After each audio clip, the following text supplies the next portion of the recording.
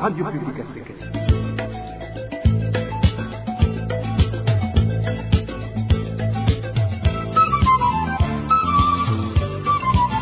Radio Publique Africaine.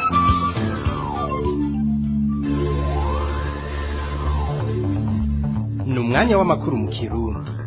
Mukaba muyashyikirizwa na Hervé Niyuhire. Mbaje kuramutsa mwebwe mwese mwahisemo kurikira iradiyo yanyu RPA ijwi ry'abanyagihugu. Turabibutse yuko turi ku munsi wa mbere igenekerezo rya gatatu ntwarane umwaka wa 2025. RPA mudukurikira kandi muciye ku buhinga ngurukanabumenyi kuri wese 3 akaburungu RPA akaburungu OBI. Ingingo nkuru zigize ano makuru akaba ari izi zikurikira.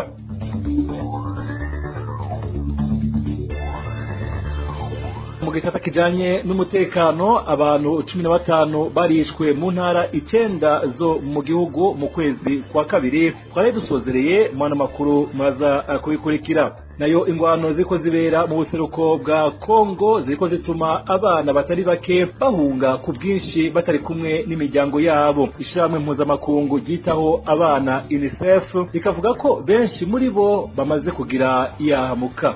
Nayo abigisha bo mu ntara ya Rumonge barabazwa nuko bamaze ikintu kitari gito bataronswa impapuro ziranga uko bakoze, bakabona ko hari uturusho badashobora kuronka mu gihe batoronswa izo mpapuro. Mukanya inkuru imwe ukwayo. Aya n'ayandi ni mukanya isase n'umwenda bahe n'ikaze mw'idonido.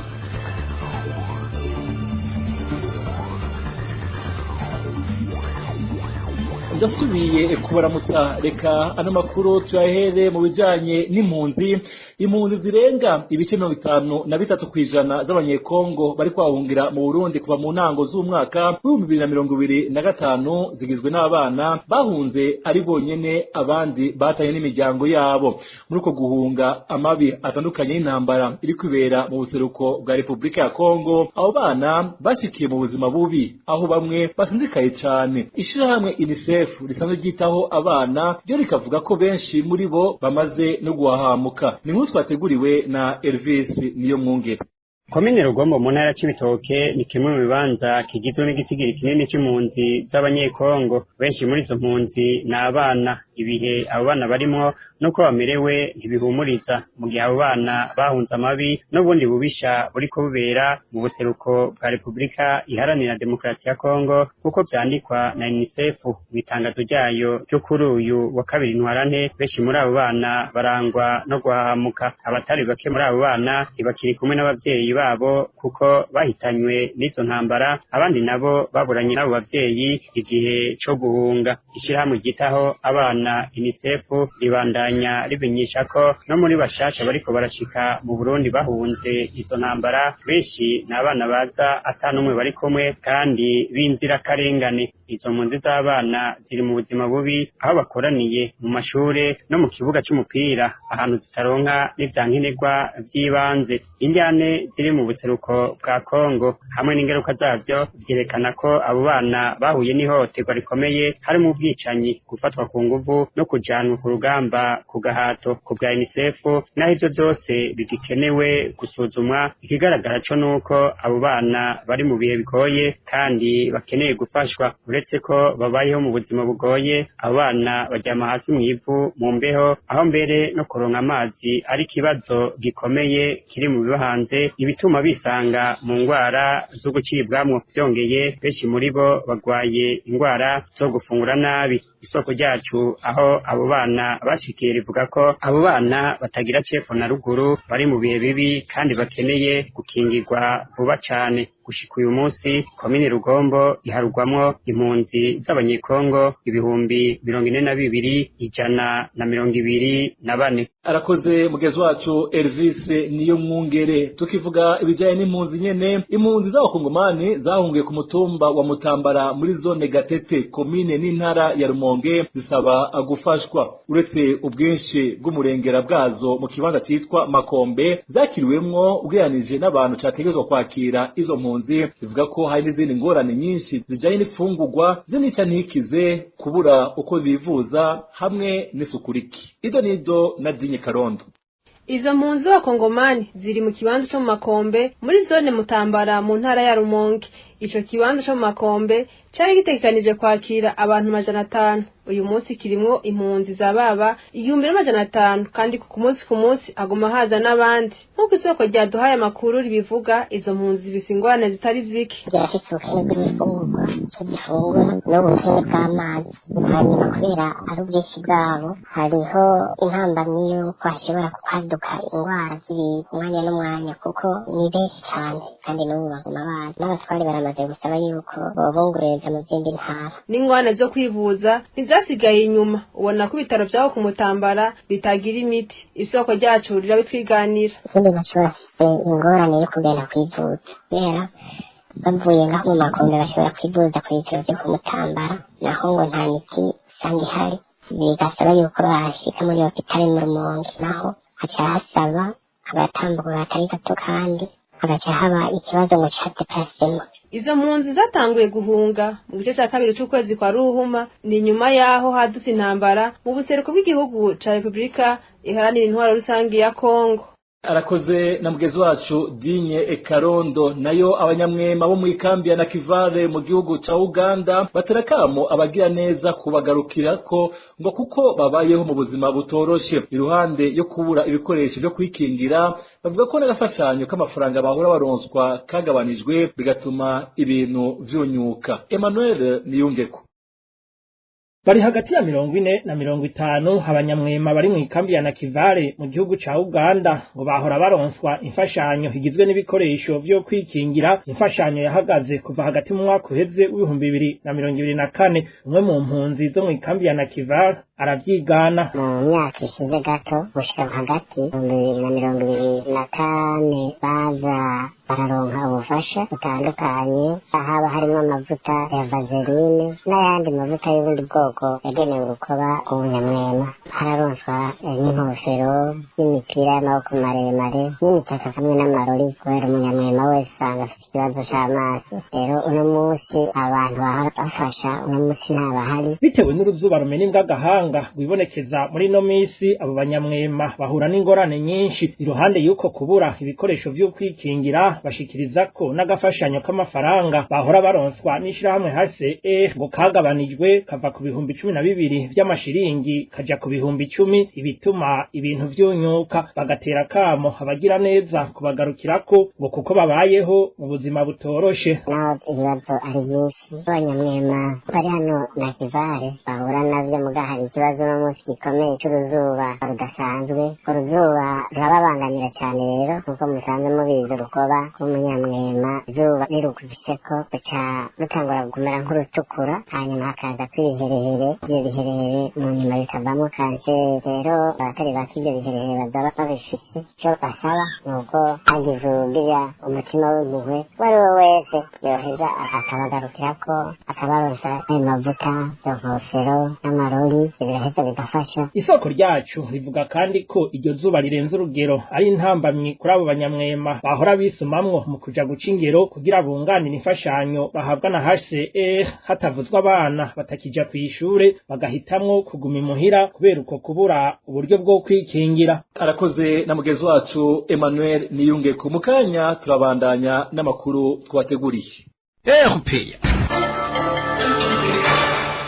mu gisata kijanye n'umutekano nabibabwiye mu ntango zano makuru, uruganda rwa RPA rwashoboye kumenya abantu 15 bishwe mu ntara 9 muri zimwe mu zigize igihugu muri ukwezi kwa kabiri twaraye dusozereye. Muri abo bishwe harimo abakinzi 2 n'umwana umwe. Ido nido na Emmanuel Ndayishimiye. Intara ya Cibitoke nizo ubwa mbere aho hishwa abantu 3, igakurikirwa n'intara za Bururi, Gitega, Makamba na Ngozi hishwa abantu 2 buri ntara. Nayo intara za Ruyigi, Rumonge hamwe na Kayanza hishwa umuntu umwe buri ntara. Bose hamwe uruganda rwa RPA rwashoboye kumenya abantu 15 bishwe mu ntara 9 mu zigize igihugu muri uko kwezi kwa kabiri guheze. Muri abo bishwe 9 batowe ari biziga mu ntara za Cibitoke, Gitega, Makamba, Bururi hamwe na Kayanza. Abandi 6 nabo bishwe batemaguje imipanga mu ntara za Cankuzo, Cibitoke, Rumonge hamwe na Ngozi. Muri abo bishwe muri uku kwezi kwa kabiri twaraye dusozereye harimo abakenyezi 2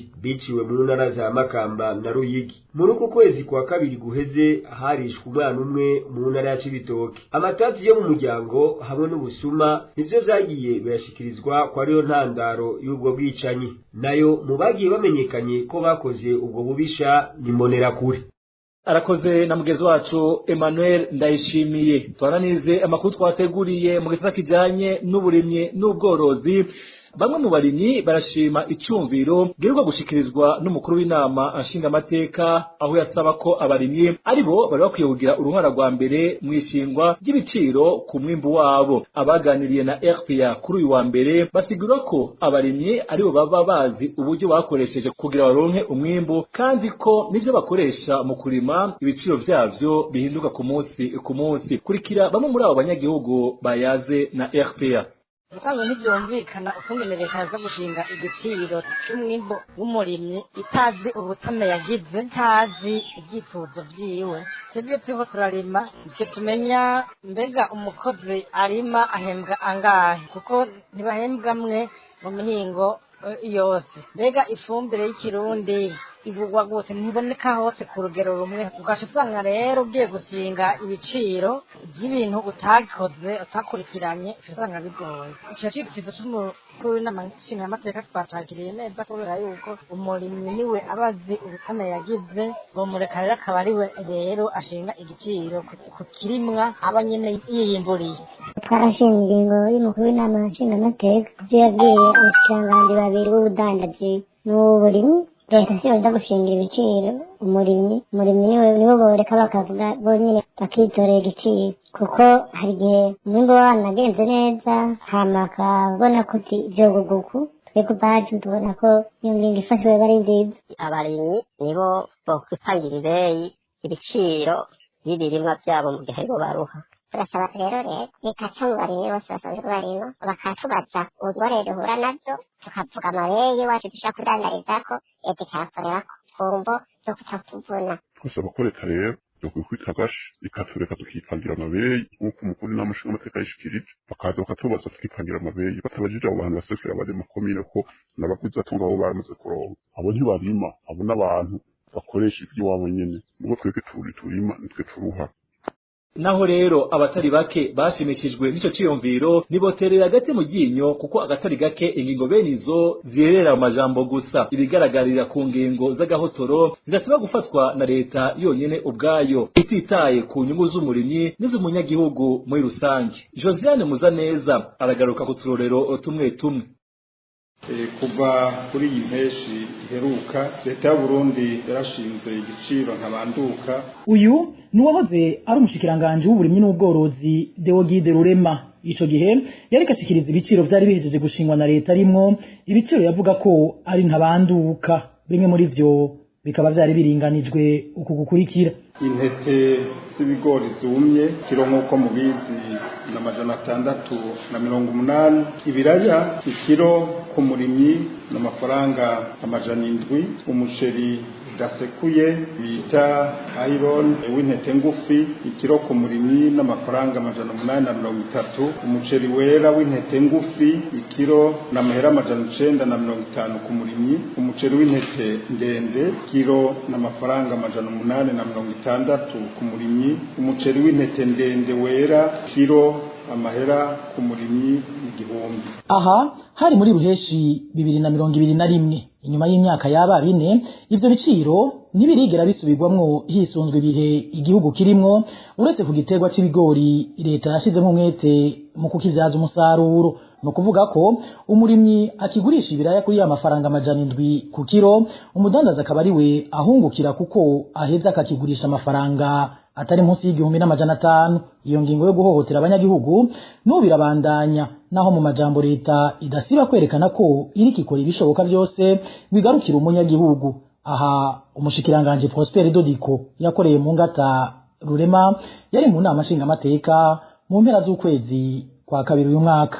Ubu rero mperuka kugendera intara zitandatu baza abarimyi ntibe ko tugomba gushinga ibiciro tubashire kurangara bose ikintu bace bagaruka kubabwira bati ibintu byarahindutse umukozi arima yaraduze ibintu byose dukoresha byaraduze atahubwo muri atudugiriza ubu rero baragize icigwa twovuga abo dushobora gushikira bose ubu baratubwira bati byiza igiciro cari gikwiye kandi gukura akuya umurimyi yaronse. Ku ruhande rw'abashingamateka vyitwa ko ari bo baserukira abanyagihugu bo barira gusumba babatoye. Aha uburongoye inama nshingamateka asa no gutangazwa n'ingene leta aho kwigumira mu rudandazwa yijukiye ishinga ibiciro ku biribwa itagizemo uruhara ngo biboneke nkaho womenga igihe vyaba abo bashingamateka siho bari.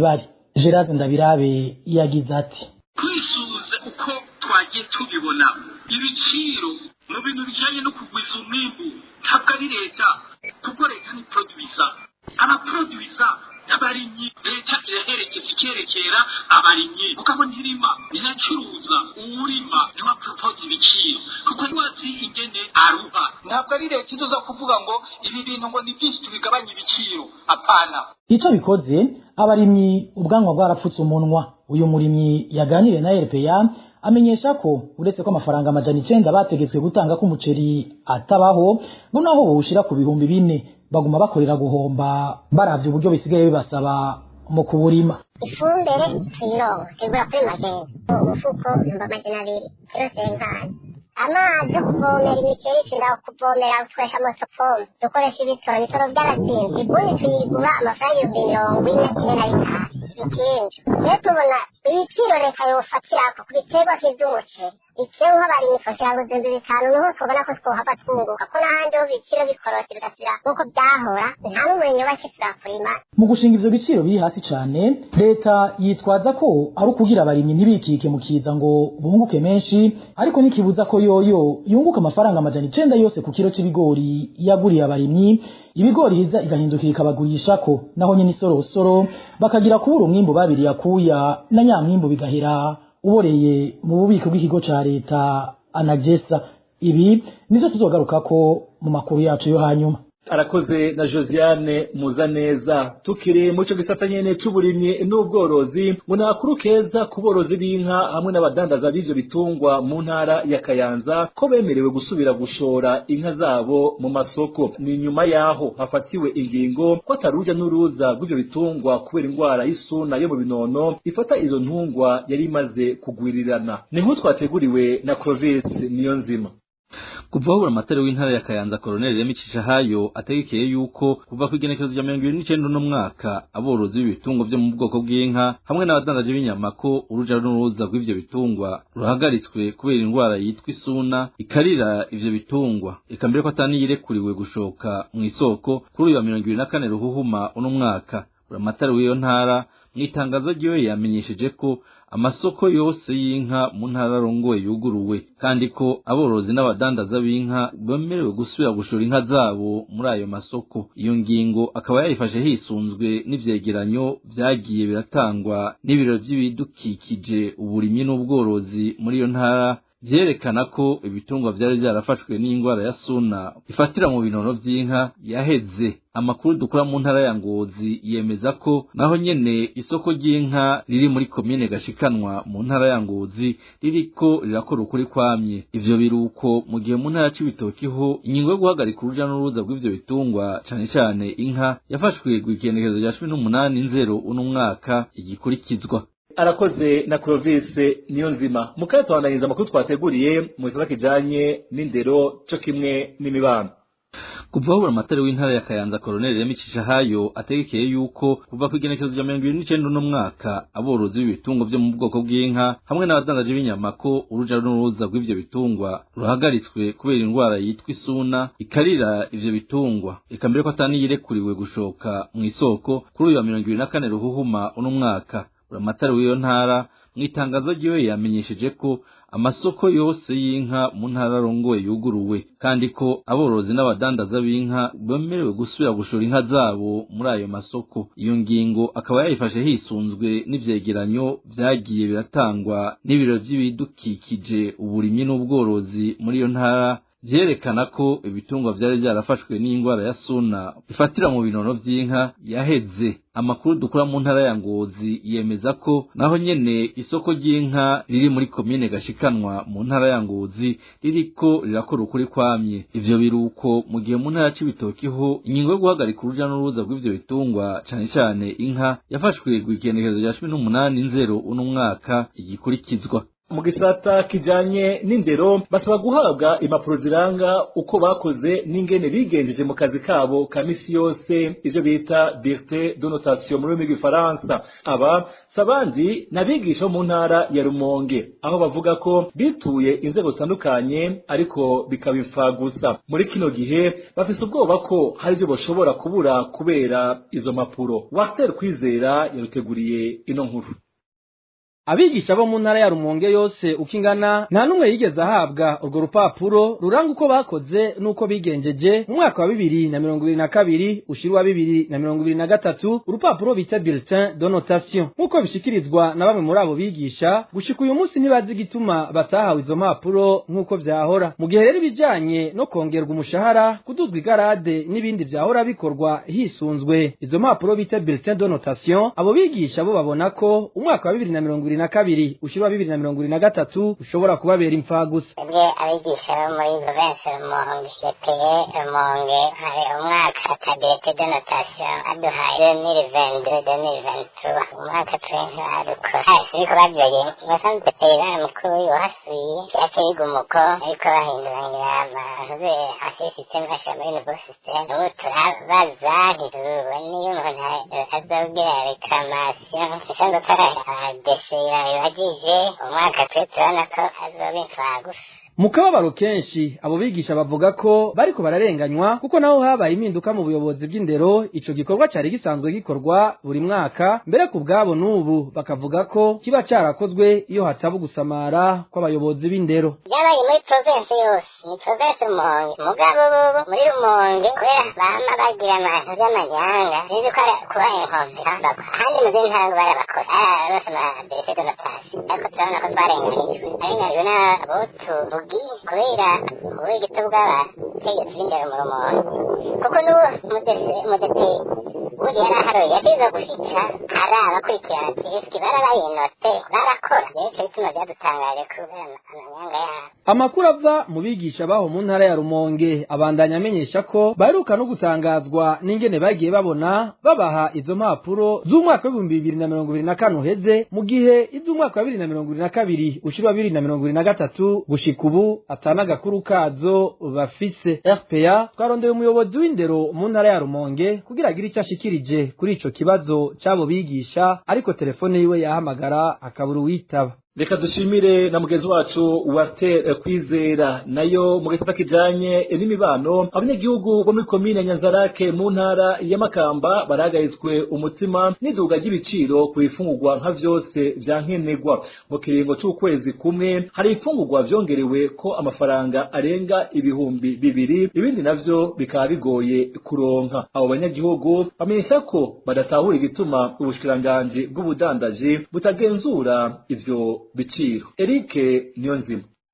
Mu kiringo c'ukwezi kumwe ibiciro vy'ibiharage bisanzwe bigurwa n'abantu benshi muri komine Nyanzarake vyahora ku mafaranga 3,000 bigeze ku mafaranga 5,000. Isoko ryacu aho muri iyo komine rimenyesha ko n'umuceri witwa buruguri ugurwa na benshi nawone wazimvye cane. Ibiciro byaraduze cyane ugiye kuraba nk'ikiro cy'ibiharage amafaranga atahora kigurwa amafaranga atarenga 3,000 mugabo ni 5,000. Iyo kuraba ikiro c'umuceri nacyo atahora kitwa ko kizimbutse ko 3,500 busigurwa hagati y'6,000 n'ibihumbi. Byaraduze uravye nk'umufuko w'amakara nawo nyene kawe warugurwa 26,000 nanubu ugeze ku 50,000. Ibindi bidandazwa vyamvimvye cane na amavuta y'ibigazi. Ikibido c'amaritiro 200 cahora ku mafaranga 90,000 ubu kigeze ku 200,000. Isoko ryacu rimenyesha kandi ko isukari yo kuva aho leta ishingiye igiciro cayo ku mafaranga 6,000 ngo yacibura burundu. Ayishoboye kuboneka igurishwa amafaranga ari hagati y'ibihumbi 10 n'ibihumbi 12 ku kiro. abanyagihugu muri komine Nyanzarake bibaza ko abadandaza baba bikika inyuma y'ubukene bw'igitoro mu kuduza ibiciro ku bidandazwa vya nkenerwa nk'uko bibandanya bivugwa n'isoko ryacu. inkomoko y'iryo duga ry'ibiciro ni kuva ku gitoro cadoze kubera n'abadandaza barakubwira yuko mu kubishikana ku buryo bwo kuvyunguruza ivyo bidandazwa vyabo bazinga navyo benshi bahitamwo gusumba igikingo igiciro bishashe ico twosaba leta no gukora cane cane abajejwe intwaro bohaguruka abantu bakadandaza igiciro bazi ubushikiranganji bujejwe ubudandaji bwari bwarabusabwe gushinga ibiciro ariko n'ubu bagiteza abenegihugu amasahera mu nzira. Reka dushimire na Eric Niyonzima niyo kuri iyo nkuru yiwe kandi cosozera ko amakuru twari tabateguriye mariko murakurikira. Mwakoze mwebwe mwese mwamuteze yomi, bakoze n'abagenzanje bo mu ruganda rwo kumenyesha amakuru bafashije mu gutorokanya ano makuru mariko murakurikira. Ntibagiye bagenzanje bari mu bagwivyuma bo bagize ibishoboka byose kugira amajwi ashobore kubashikira neza. Hervé Nyuhire nako ndabashikiriza ndabikebanuye ndabifuriza kugira amahoro y'uhoraho.